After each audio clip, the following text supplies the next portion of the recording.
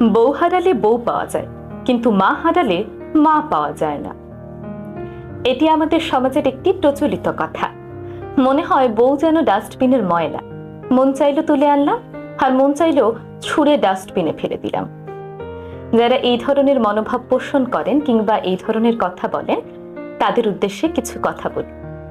মা আর বউ দুজন দুই মেরুর, একজন জননী, আরেকজন সহধর্মিণী, একজন জন্মদাত্রী, আরেকজন পরিপূর্ণতা দানকারী। তাই মা আর স্ত্রীর মাঝে তুলনা করা মূর্খতা ছাড়া আর কিছুই না। আপনার মা যেমন আপনাকে ছাড়া অসহায়, তেমনি আপনার সন্তানও কিন্তু তার মাকে ছাড়া অসহায়।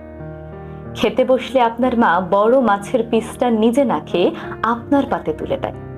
লক্ষ্য করলে দেখবেন আপনার স্ত্রীও কিন্তু একই কাজ করেন।